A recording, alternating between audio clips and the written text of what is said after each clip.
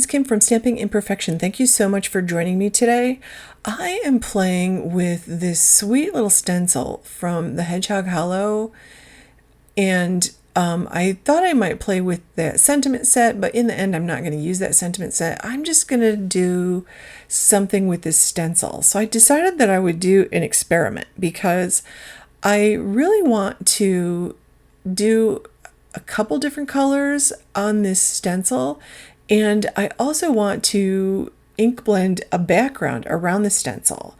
And I decided to go ahead and use this post-it masking tape that I have. You could use any masking paper that you have. You could use a plain post-it note. You could use plain paper and just put paper over the parts that you want to mask off.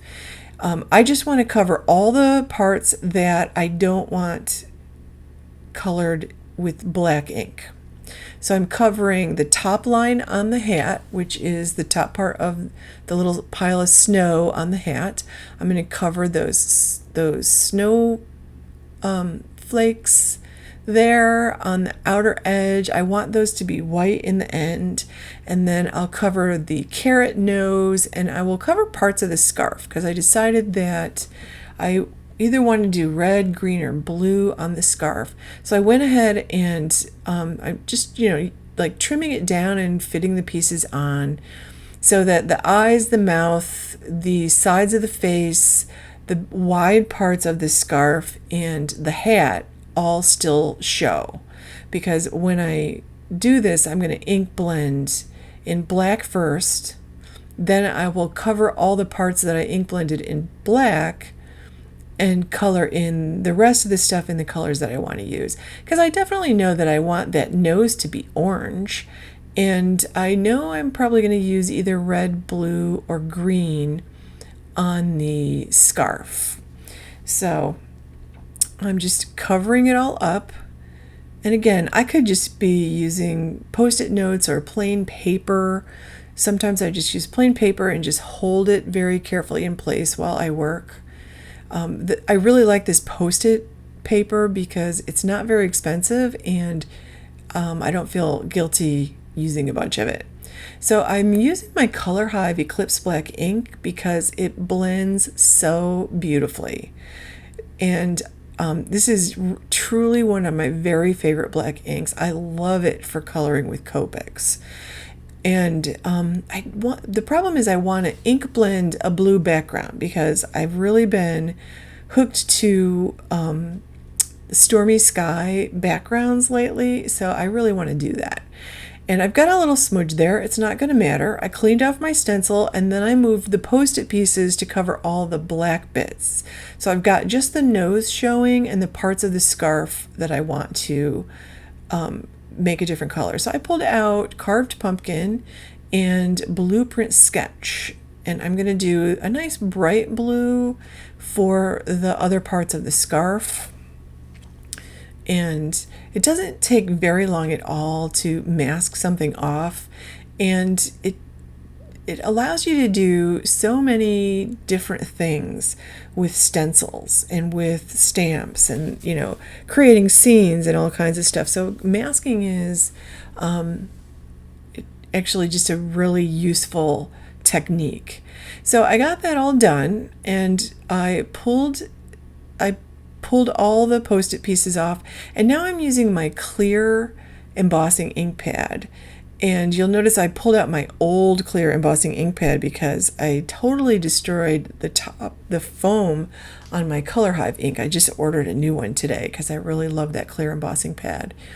And I'm going over everything on the stencil now. I'm going over the snowflakes, the nose, the eyes, the mouth, the scarf, the hat. So I'm doing the whole thing, and I'm even getting that line that is the line of the snow pile above the hat. I'm making sure I get that too. And I'm going to cover everything I just did in clear embossing powder, because now I'm going to do Emboss Resist. And I'll just make sure this is really covering this really well. And then I'm going to pull out a little paintbrush and make sure that I don't really have a lot of stray embossing powder, but I'll just brush off what stray embossing powder there is. And clean up my table a little bit because I don't want to heat that up and have the stuff sitting on my mat still, sticking to my mat. So I'll just clean it up. I have a few little paint brushes that I use for this purpose sitting on my desk, and I'm just using a big wide flat brush and just getting what little was there.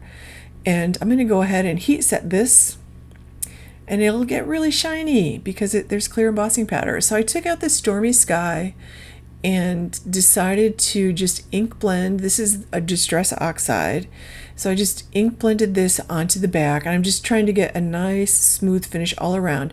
And I am being very careful around the edges of the snowman. I do slip once, and I'll show you how I fix that.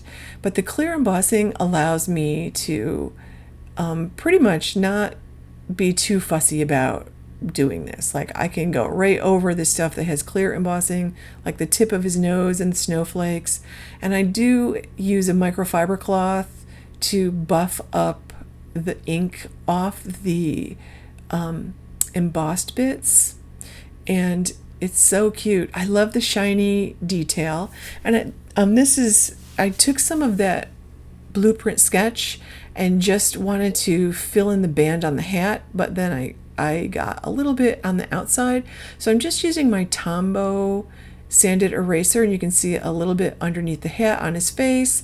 And I'm going to get that off the best I can, but I am going to add some dimension to his face with a couple of very light purple markers. They're violet or lavender, whatever you want to call it. And so now I'm using my microfiber cloth just to buff up all the clear embossed bits so that they're nice and bright. It's amazing how much they brighten. And I used a wet paintbrush with some of that ink to try to fit in the hat band where it didn't quite, I couldn't quite get to. So just cleaning up the edges, and then trying to get a little more off with the Tombow mono sanded eraser. But I am going to pull out 2 lavender markers. I'm going to use my Copic markers. You could use anything you want. In fact, you could use an ink pad, like shaded lilac, for example. Distress Oxide is very light, and if you smush some of that on your mat and spritz it with water and water it down a little bit, you could actually use a flat paintbrush to do exactly what I'm doing with my markers. And I'm just flicking. This is BV000, and I'm just flicking and trying to like curve it toward the center of the face because I want to give it a little bit of dimension. I'm going all the way under the hat. I probably should have gone under the nose too, and around the top of the scarf. And then I'm going to just go around the inside edge of that snowdrift on the hat with this. And then I'm going to pull out the BV40s. And it's hard to see, but it does make a little bit of a difference. And I pull it out a little farther with the BV40s. And I didn't bother too much with the snowdrift on the top of the hat. And I just think when you're holding that in your hand, that just looks a little nicer. So I put some liquid adhesive on the back of that panel, and I'm going to cut this down so I have a little tiny piece of black cardstock showing behind this card front that I just made, and I'll attach it to a card base. So you can see just a sliver of black, a little bit of a matte makes such a big difference. So I have this cut down at 8.5 by 8.5 by 5.5, and I folded it at 4.25, and I'm just going to plunk this down on top. And this will be a slight bit larger than my card base because I put that black mat on it. The top piece is actually the same size, so I may have to use a larger envelope, or this will probably get put in a gift box that I'm sending to one of my kids, or my mother, or my sister, or somebody. And I decided to pull out my embellishment box, and I love all these crown jewel gems. I love having a variety to choose from. You see me pulling them out, and of course I picked these rose ones. They're so pretty. A little bit of pink, and I only ever use 3. Sometimes I use 5. This time I just used 3. I just like a little sparkle. And I didn't even put a, which is unusual for me, I did not even put a sentiment on this. I just liked it the way that it was. Thanks so much for watching. Please give this video a thumbs up and subscribe to my channel. If you're not already subscribed, click that bell to get notifications every time I upload a new video. I'll put links to the products that I used below, and I so appreciate you watching. Thank you so much, friends. Have a wonderful day.